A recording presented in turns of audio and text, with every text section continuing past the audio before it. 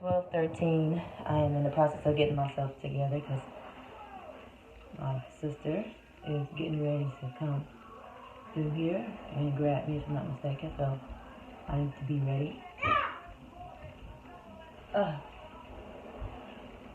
What got me recording, because I ended up in there making posts and doing stuff, was then I got to thinking, like, you better get yourself together and shit. But simple. Delay the process, prolong the promise. That is something that we need to keep hold of in our minds and our thoughts, and we need not take for granted. That if you delay the process, you will prolong the promise. Like when I say delay the process, I'm talking about when you hear God speaking to you do certain things and you refuse to actually take root and allow yourself to fulfill the assignment. Look at all this. What's getting ready to happen? Transformation time, y'all. What is getting ready to happen, y'all? Transformation time. Now, it's going to be a process for me to get from this phase into what's next. But if I don't move forward and getting it done, it won't get there. And whose fault would that be, ultimately? I'm the one held back and prolonged. I got everything I need to do what's necessary. It's one thing when you're working up to something. And certain steps might have to be taken or prolonged.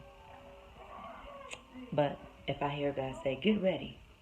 If I know in my spirit, shows is getting ready to start. Bull run season on the way. You're going to want to dress like this. You're going to want to put this together. It's time for you to shut down. It's time for you to root down. It's time for you to get everything in alignment.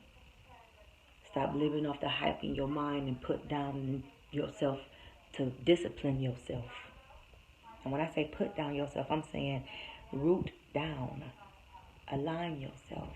Position yourself to actually win. Because it's one thing to be excited about it in here. But if you only live that through, it's going to take you around and around and around with no evolvement. You're just going to end up frustrated. Shit ain't going to be done. You're going to be further away from your goal than when you even first ideally thought of it. That's not what you want. I don't want to get to bull run season and be having to look all crazy and shit because things are not done and things are not in order. And I know I've been putting this together for a year. I know somewhat of what it's going to take. And that's why I'm always secure in my movement. Because no matter what I do, I put in what it takes. So what is produced out of it is what I know God intended. And I can have peace in that. And that's where we want to be. That's where we want to be. We want to have peace in what God is doing with us. We want to have peace in the movements that we're allowing ourselves to perform. But we can't do that if we're not allowing ourselves to fulfill the assignments. That's why many are called, but only few are chosen. Or if I want to rhyme, that's why many are called, but only few are chose. Because there are requirements, and preparation is a big key to that. And you can't be equipped if you're not prepared. And you won't be prepared if you do not allow yourself to root down and discipline. And that's why I say put yourself down.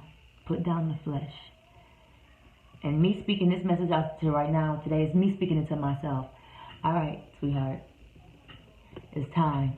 Root down. Transformation season. Time to get it together. What's coming next? What's coming next? We got a new season ahead. We got new characters to be introduced. Because like the things that I show y'all, by the time y'all see it, I done been over and over it again. And then, I keep my soldier shirt with me.